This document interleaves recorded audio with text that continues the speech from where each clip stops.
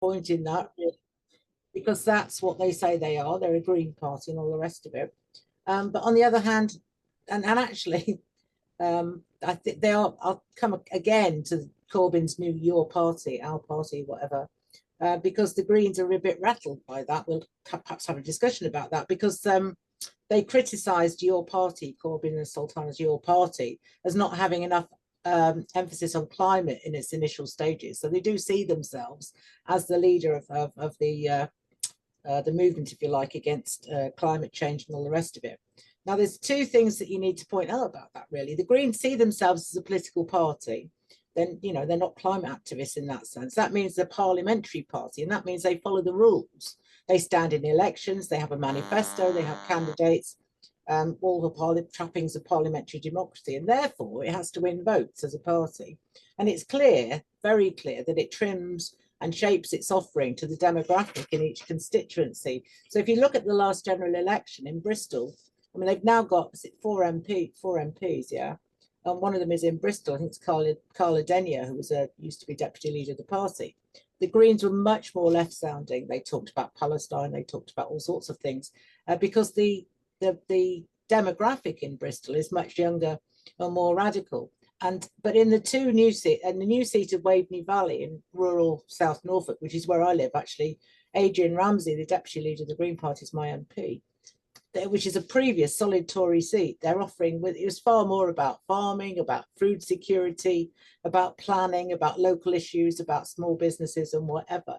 And that was true in Hertfordshire as well. I mean, they overtook hundreds, really, really strong Tory majorities, but it really wasn't necessarily about the strength of the Green offering. It was really more about people being absolutely pissed off to whatever with the Tories.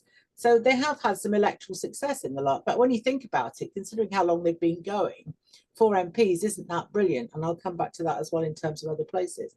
And in our area, for example, the Tories have collapsed, but Labour aren't traditionally strong. So they were able to put themselves forward as the party that could actually get rid of the Tories. I mean, they control Mid Suffolk Council. They control several other councils or are in the majority in several others. And basically, they're offering in councils like Mid Suffolk is hyper local. We call it hyper local. It's about greening local services. I mean, my two local Green Party councillors, I mean, honestly, if I see anything else about litter picking, I think I'm going to scream. You know, I mean, it's very much about very, very basic local politics and very absolutely nothing about anything that's of any particular, any national importance, never mind international. The Green Party, as it is now, was founded in July 1990. I mean, there was a party before various verifications of it. And I think it's quite interesting reading Wikipedia, actually, which is always a good place to start, that its ideology, according to Wikipedia, is green politics and progressivism. And it has two main wings. That the Wikipedia calls it an anti-capitalist and eco-socialist party, which, if you actually look at what the Greens say, probably isn't very accurate, right? But it does say its political position is left-wing. It has 65,000 members, 4 MPs, 2 members of the House of Lords, and 869 councillors, and it leads 12 councils. So, I mean, okay, it's had some success. And it combines, according to Wikipedia, it combines environmentalism with left-wing economic policies. Bear this in mind, including well-funded and locally controlled public services and a steady state economy with the regulation of capitalism. Yeah, so it is very much a mainstream reformist party in that sense. But it's a broad church. I mean, there's people in the Greens who very much believe in overpopulation and want to talk. They're quite eugenicist in some ways, and there's other people who are much more to the left. So, but it's not that broad. I mean, because of its position on trans rights, the Scottish Greens actually broke away from the rest of the Green Party in 2021 because their position is much more gender critical. So it might be a broad church, but there are serious disagreements about a lot of things. Now, you could argue that the Greens have moved to the left over the last decade, and they would certainly say that they're progressive, though I've never actually come across a Green Party member who calls themselves a socialist, though there may be a few. Some of them will call themselves lefties, some will call themselves progressives. The only one I've met who calls himself a socialist is an ex-Labour Party member who left Labour and became a Green councillor because they were desperate for candidates. But I mean, and its policies can be argued on paper, certainly to the left of Labour, certainly to the left of Starmer's Labour. I'll come up in a minute with some examples of that. So one of their policies, for example, is universal basic income for everybody, including disabled single parents, which sounds great. It promises to raise corporation tax, end fossil fuel subsidies, and replace them with subsidies for renewables.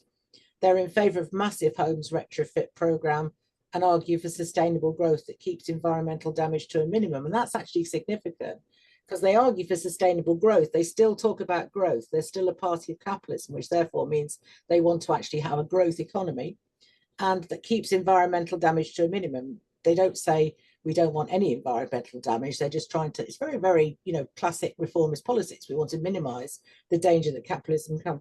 And but they do support bringing back water, gas, electric, and the Royal Mail into public ownership. And they do believe in free social care. So, I mean, so far, so good. If you were looking for an alternative, you might actually consider that, right? Okay. So, and they also want good air quality, increased woodland, access to green space, phase out nuclear power, and for a carbon neutral UK. They support nuclear disarmament. They talk about taking UK out of NATO. And they did oppose the wars in Afghanistan, Iraq, and Yemen. And in 2015 election, they produced mugs that said stand up for immigrants. I don't think they've produced any since, but anyway, they oppose HS2. They want to scrap tuition fees. They're in favour of nationalised public transport, which in rural areas is really quite important. Want to, so okay, great. I'll vote for them. They sound wonderful. Yeah, that's the theory. I mean, that's what they say. Let's look at the reality. I mean, at the minute, the Greens are having a leadership election. There are three candidates: Zach Polansky, who spoke at Marxism this year, very much the left candidate; Adrian Ramsey, who's MP for Waveney Valley and deputy leader of the party; and Ellie Chowns, who's an MP for North Hertfordshire, which is another constituency which she won by massive majority against a very strong ancient Tory, but very much rural constituencies, those two. And although Ellie Chowns was arrested for supporting XR in 2019, she's not since been involved in any activity or any kind of eco-activism of a sort at all. And the left, I think it would be true to say, particularly of younger people, and some of the left in general are quite excited that Zach Polansky is standing. And the party is having a surge in membership, positioning itself as an alternative to Labour. And that's been going on for the last 18 months or so. And Socialist Worker calls Zach Polansky's vision eco-populism, really. It's an attempt to connect the Green Party's climate activism, which you could argue is fairly minimal, actually, though some of them do get involved in stuff with bread and butter issues of the climate, economic climate. And he definitely does blame the millionaires and the rich for the problems in society. And he says he wants to transform the Greens into a bigger and bolder political project. Whether you believe this, I mean, some people will say this is all bullshit and opportunism or whatever. He's a typical populist. Some people will say he actually does want to do that. And the excitement exists in terms of his candidature for the Greens because of the collapse of the centre ground. I mean, the collapse of the Tories, the rise of reform, and the right, and the relentless attacks that Starmer's Labour have been putting on working class and marginalised communities. Its support for genocide in Palestine, its emphasis on rearmament, and brazenly fawning at Trump, none of which you could say the Green Party do, to be true. And it's true that Polansky is building a campaign around social justice, economic reform, and anti-racism. But I mean, the reason for that is because Starmer's opened a space that can be occupied by people like Zach Polansky and opportunities for Green candidates to show them, put themselves forward as an alternative. The opportunists and the, populists, Galloway and Farage and the fascists, yeah. But also there's opportunities for the left, and the Greens are definitely trying. Well, Zach Polansky is. I'll talk about the other two in a minute. Trying to fill that space.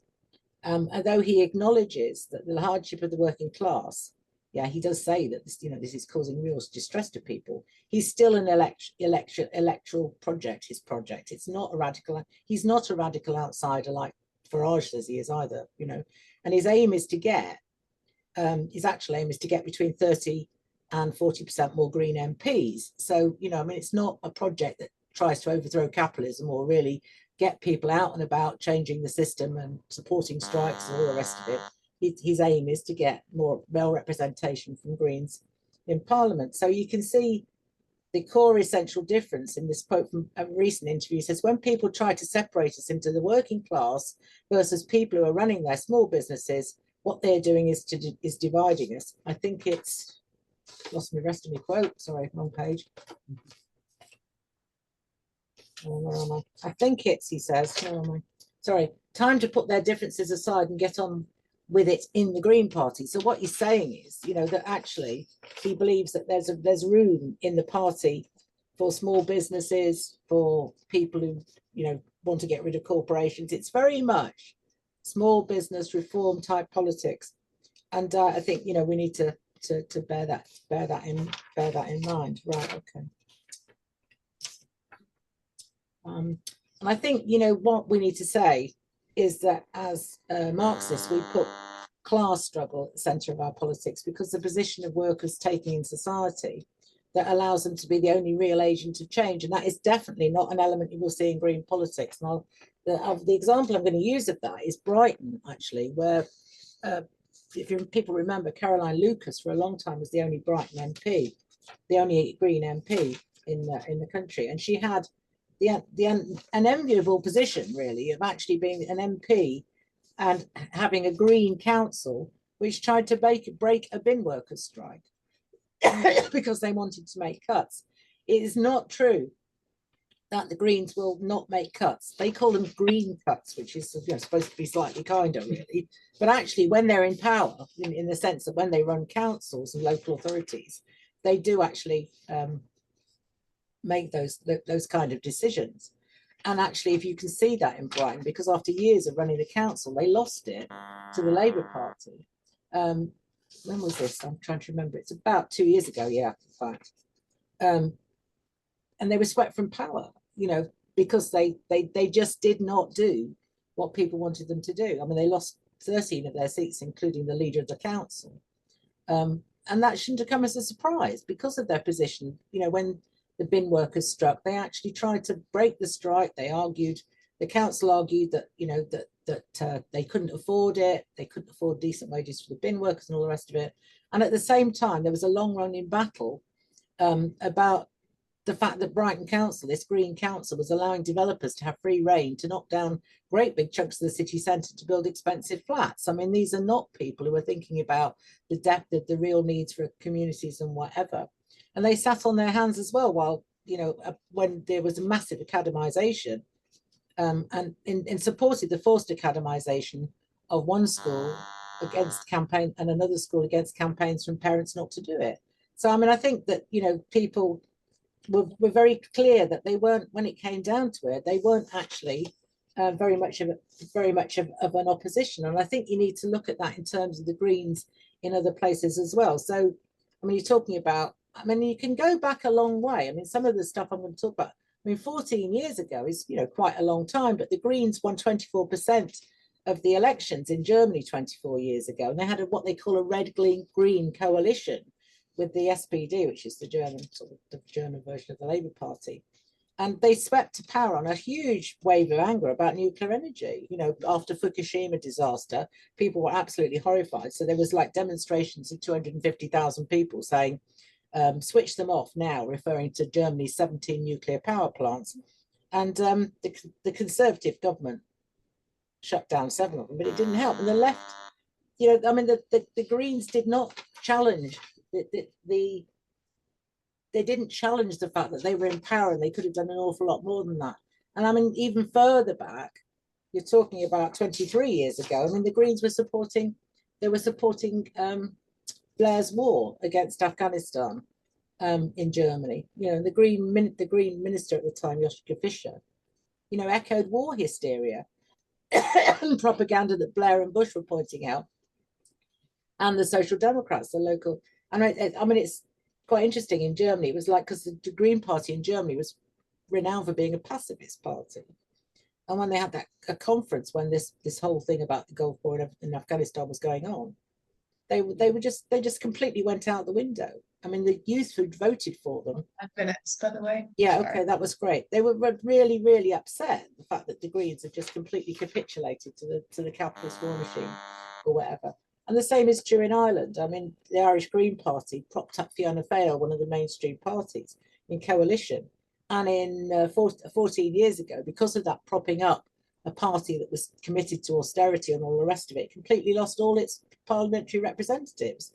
And that's the price of failure is not being able to deliver and going into coalition with parties that people are actually trying to say, we want to actually, we actually don't agree with what they're doing. I mean, they said they wanted to have in Germany, they said they wanted a high wage, ecological, high tech economy, improving new homes and living standards. And that went completely out the window. When you're in a coalition with the parties that are actually supporting austerity, what do? Well, logically, if you've got any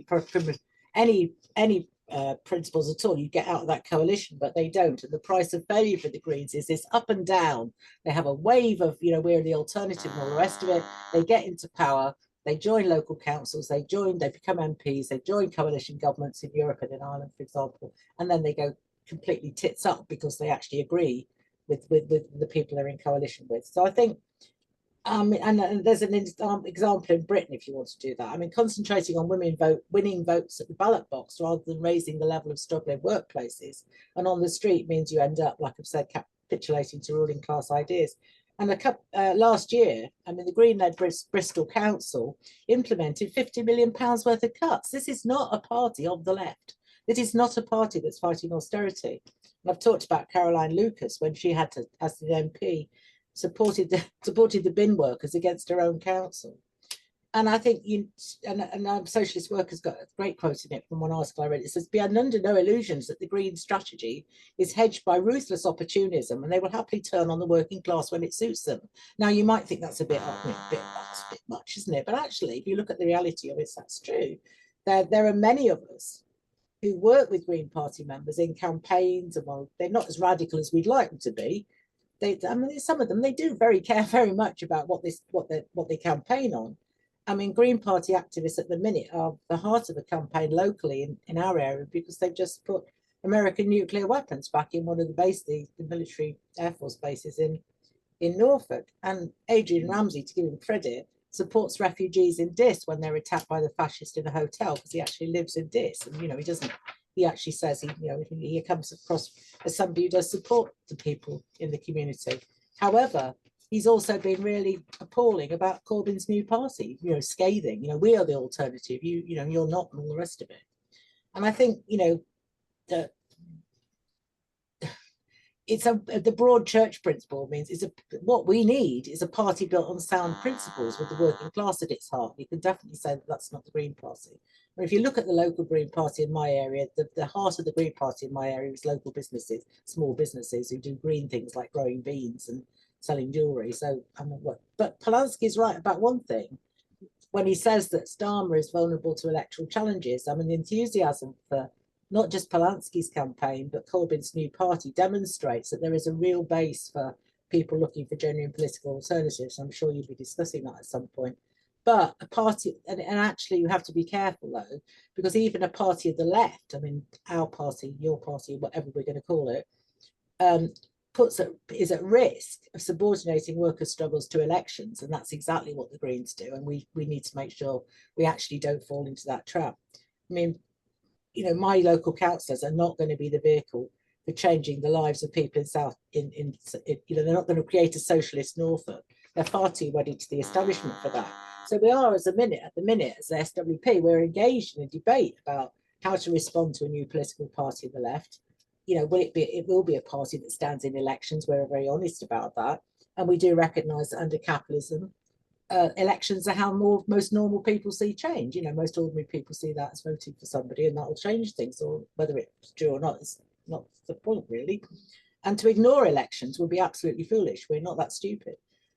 And the Bolshevik Party in the Russian Revolution, which is a party completely of revolutionaries committed to destroying capitalism, I mean, in the middle of a revolutionary period in Russia, stood MPs for the parliament. It was called the Duma. They stood deputies for it. But their job was absolutely to call for revolution, to denounce the parliament they were in as not going far enough. And if we have any candidates in the elections coming up, they will stand on an unashamedly socialist platform, which you cannot say any time at all is about Green Party politics. And I think, a new party will stand with Palestine. It will oppose all form of oppression. take a principled stance on racism and trans rights. And we have to be a megaphone for all those movements. I mean, we'll work with candidates. I mean, we'll work with Green, some possibly with some Green independent or whatever, to offer principled working class solutions. And some of those may be, like I say, climate activists, not necessarily Green members, but whatever. But sadly, I mean, you do have to say that the Green Party, whoever leads it, rejects class politics and fixates on elections and isn't going to be the party that the working class needs. So I think I'll leave it there. Yeah. Thank you. So we're now going to go into discussion. So if anyone wants to make a contribution, the way that it will work is you will have 3 minutes. After 2 minutes, I'll let you know you have 1 minute left. When you get to 3 minutes, I'll ask you to sum up. But yeah, if you have a contribution to make, just raise your hand and I'll add you to the list. Yeah, that'd be really interesting and really powerful. I wonder, would you be recording that and putting it on YouTube or Vimeo or whatever?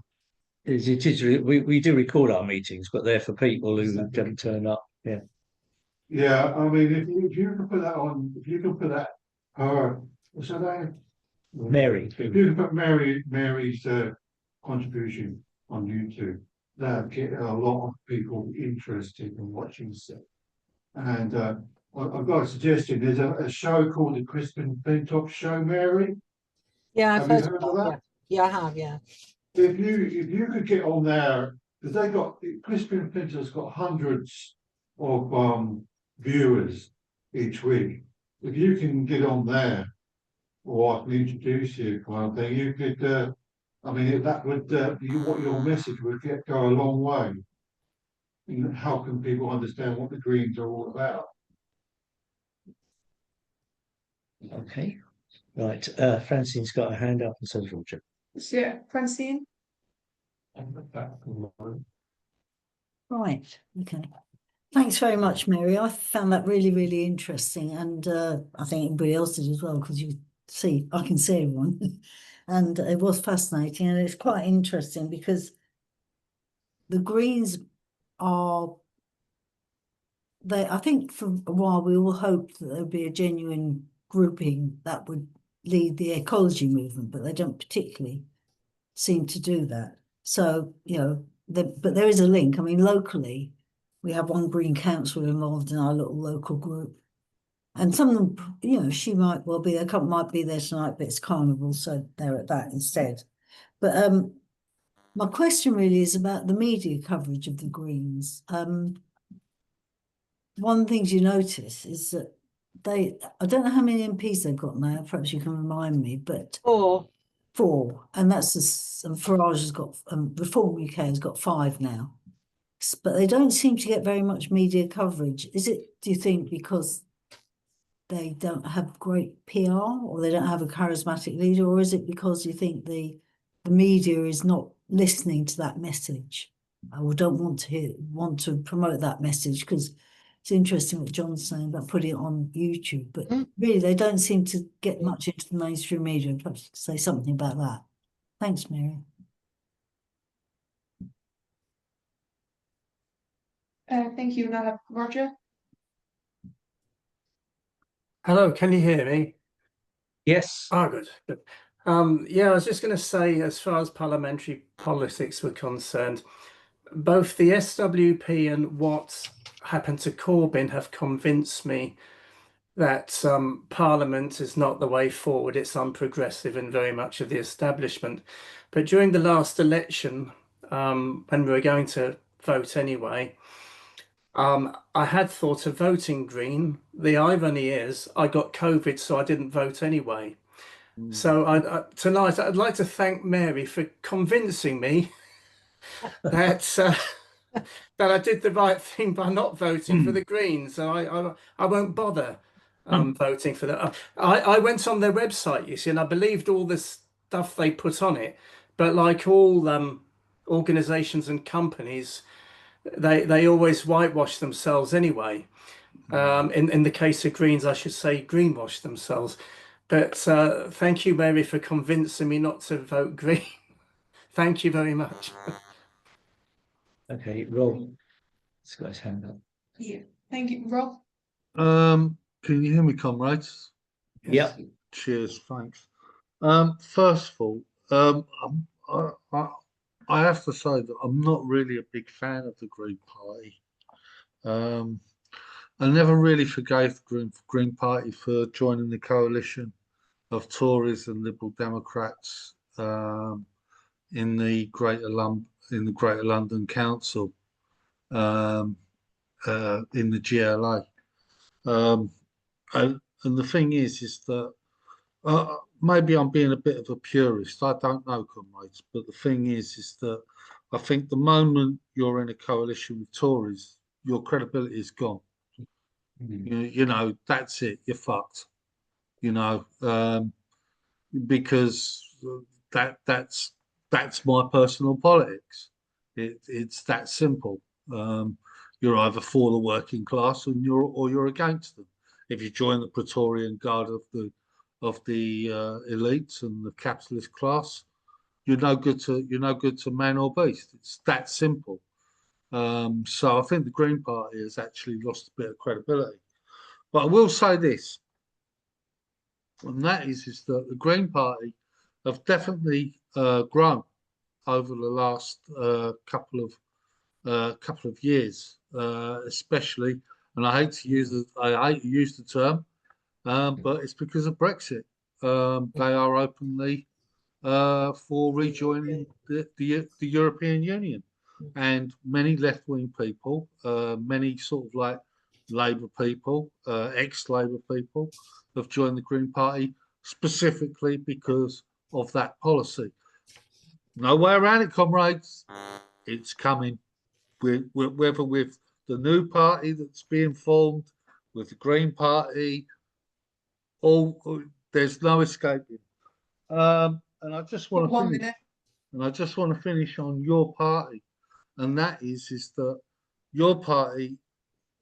I hope this is an opportunity for what I call genuine socialists, real genuine socialists, and genuine people in the labour movement, that we can sort of refresh and have new dynamic thinking, which can actually outmaneuver the Greens. So that there's actual, as Mary was saying, where class and it's the elevation, improvement and enhancement of the conditions of the working class is the central pillar of what this movement should be about. Thank you, comrades. Right, Nikki's got her hand up. We're first in the room in the black denim jacket. Andy. I'm a bit behind the game with this debate, if you like. So I'm wondering what's prompted the notion that the Green Party could be an alternative to the left, especially now as things are evolving. We now have, Corbyn and Sultana, and why do we think the Green Party has the potential, and why do we think it has the potential? I don't quite understand. So as I say, I'm a bit behind the game. Okay. Thank you, Nikki. Hi, I just really wanted to say thank you for that presentation. Because I actually live in a green council at the moment. So Mary, was thinking that I may vote, eventually when we have a general election green. But listening to you tonight, they're not really radical enough. They're not going to go far enough, and I am really becoming more and more anti-capitalist as the days wear on, pretty much. Every time I read a new article or do some more studying, I just want to dismantle capitalism more and more. And they're not really an alternative, are they, to this nonsense of capitalism? So thank you for educating me further tonight. Can I go and then? Do you want to go? Yeah. First, and then, yeah. Right. Okay. Yes. Well, I mean, I think the answer to Andy is we don't. The point is lots of other people do, and in particular, the people who do are the Green Party themselves. They're the ones who claim, we are now the left party. In fact, they get very angry when you suggest that they're not. And the thing is that there are two wings, as Mary said, there are two wings of the Green Party.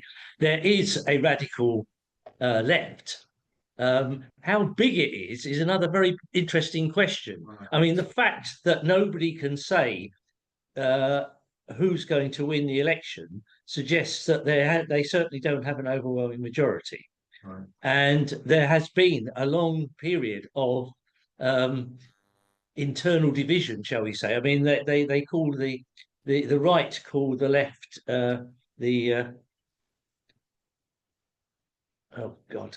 watermelons, i.e. green on the outside, red in the middle, and they call themselves the lime greens, just in case, and I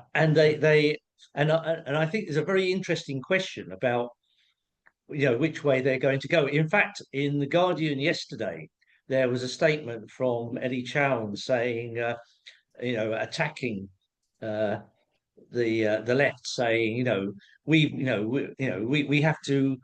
Yeah, and to be honest, she's right, because she's saying, as electoral party, we have to appeal to people who don't support us directly, and she actually mentioned the Tories, and she, of course, is very definitely part of the right, and there is this split between the Green Party. A lot of the other thing is a lot of the people on the left are ex-Labour people, and in fact, I remember, more than 10 years, 15 years ago, a Green Party member telling me that her members, she said, most of them don't know much about climate change and the environment. They are really interested in social justice, and that's reality. And it's absolutely true when you talk about what they do in terms of green stuff. It's do-it-yourself stuff. I mean, certainly in Kent, you look at the Green parties. What are they actually doing? They're doing two things. One is electoralism. That's number one, incidentally. And the second thing is do it yourself. We'll plant some trees, we'll go litter picking, all those sorts of things, which are going to do absolutely nothing to combat climate change whatsoever. Thank you. And then, Francine, you had your hand up, but do you still want to go, or have you just taken it down? I think you're muted. Yeah. It's muted. Mainly that they present themselves, certainly in the last election, as an alternative, a sort of left alternative. That's why it's worth discussing. But as we know, as long as they're constrained by the system, the political system, but also, as Nikki and Rob are pointing out, a system which actually serves the interest of a tiny minority of the population, which they are. They don't challenge the establishment of capitalism. They don't challenge the financial institutions, all those sort of things. I think it's worth having the debate, because I think we'd like them to be, or we would have liked them to be a radical alternative to Labour. But what Mary's explained quite clearly, and you might want to say something about it, they're not, because they're not challenging the existence of a system of capitalism which is totally based on inequality and totally based on I think you may be right, to the benefit of a relatively small number of people. And so what I'd be interested in, we've got a meeting about next week, is whether this new party is going to be any different, whatever they call it, because it's the same thing. They're not really challenging the structure of capitalism, and therefore they're always compromising. Thank you. And then, are there any other kind of contributions, any questions? Yeah. Yeah, what's interesting to me about the Green Party is that they have said, or they come across as saying, that they're pro-NATO and they're against Russia, so they're for the Ukraine war. So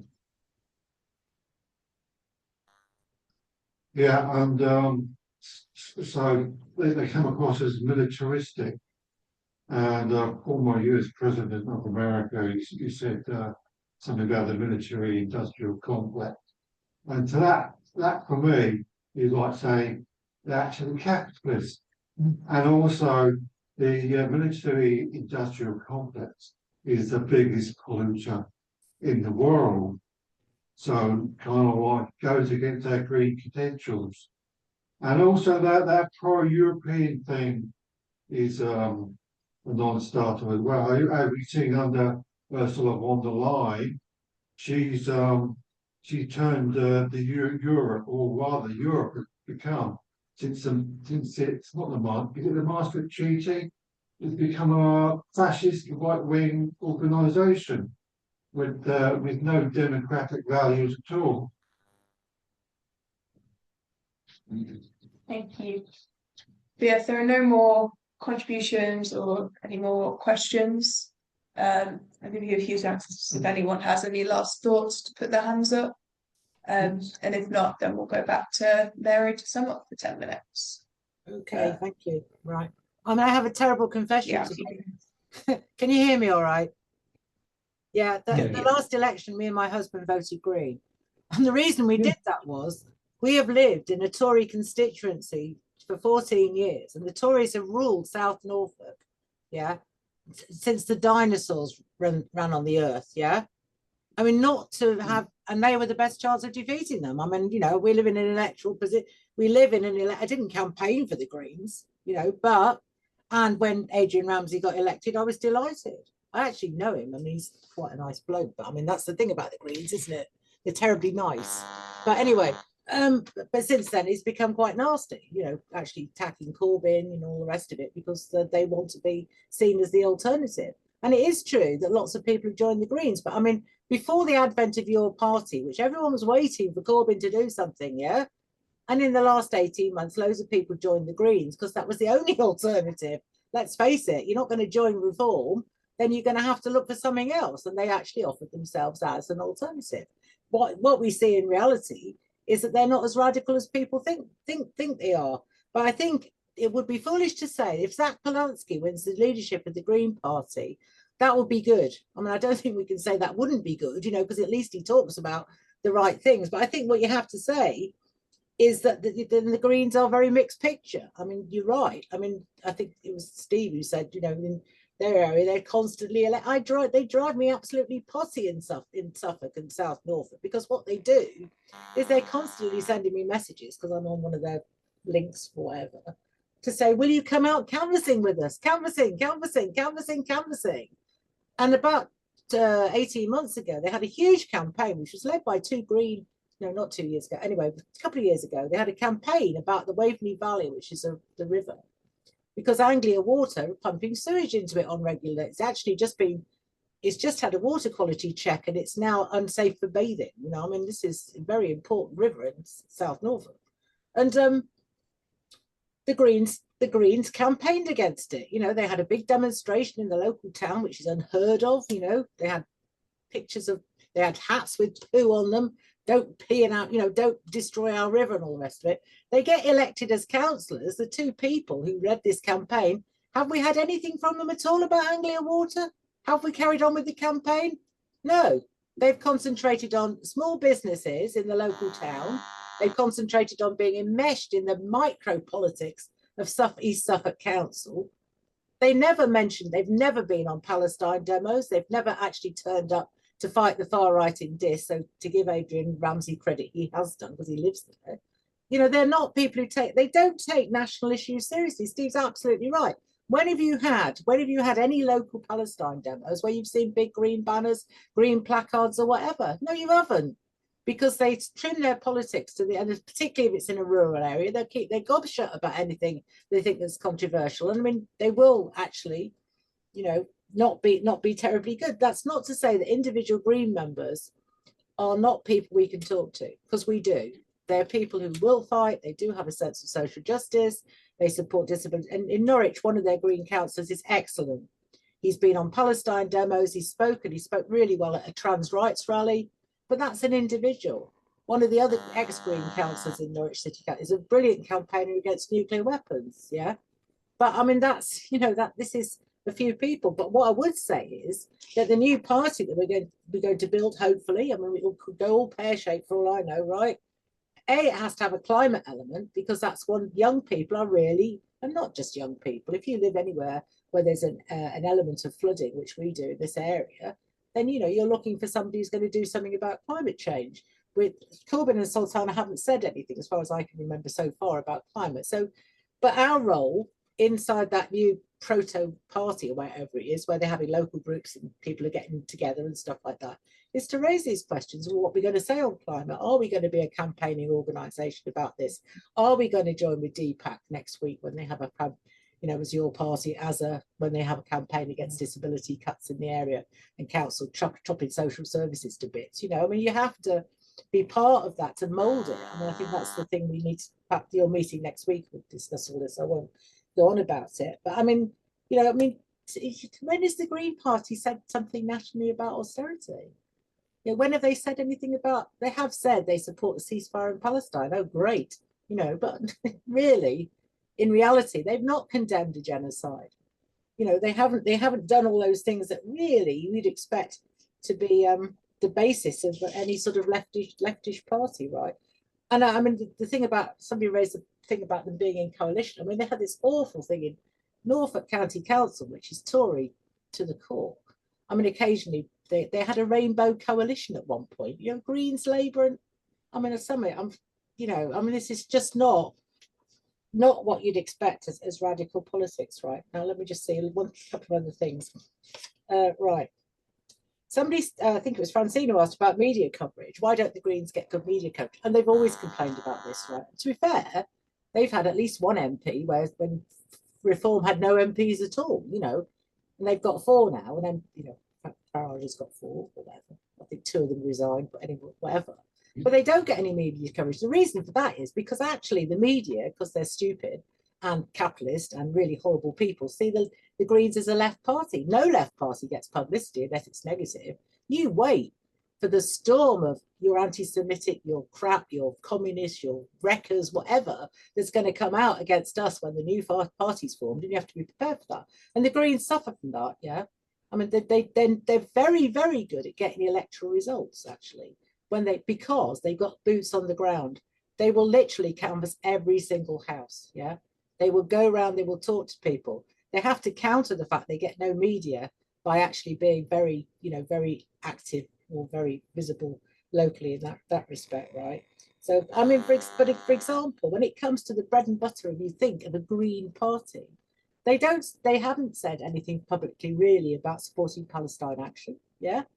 They don't actually, like I said, come out publicly and condemn the genocide. I'm sure they, but it's not something that's very, very, very prominent. And the thing is, I suppose that goes with the caution, really, they're being a respectable party, because if they did, if Adrian Ramsey's, came out and says, a Green Party leader, absolutely, we've got to do this on Palestine and all the rest of it, he'd get absolutely mullered by the national press. And that's why he doesn't do it. They're an electoral party. They know the way they play the game like everybody else. So I think, I'll finish on the thing about how revolutionaries, even if they were the best party in the world in terms of being really left and all the rest of it, and if we go into our party, whatever it is, we have to be very clear that we stand on very firm socialist politics. We are socialists, yeah? We're not just the left party. As people in that party, we are socialists. Not that as well, we are revolutionary socialists. We don't actually believe that capitalism is going to be reformable. And that's perfectly clear to lots of people because of what Starmer's doing. So I think you have to be very distinct about our politics, but at the same time, you have to be really fraternal. We work with anybody who fights the cuts, who stands up against the fascists, who campaigns against pollution in our rivers, whatever it is, we'll work with them. We are very good at working in united fronts with people. And our united front work is a way to draw people towards revolutionary politics and argue our politics and sell our paper, and hopefully create a much bigger revolutionary current inside this absolute ferment of what's going on in the country at the minute. So the thing about the Our Party is it's I think that if I summed it up really, the Green Party is status quo, your party is hope. And that's the difference. Thank you. So Rani, I can see that you have your hand up, but unfortunately we're not kind of taking any more contributions after the sum up, but I'm sure there'll be kind of Comrades, more I'm going to have to space leave. for discussion. I'm going to have to leave. I'm Okay. very sorry. I'd love to listen to your discussion, but I'll That's all come right. back sometime. Thank you very Thank much. you. Thanks, That's all Mary. right. Enjoy. Thanks. Bye. Okay.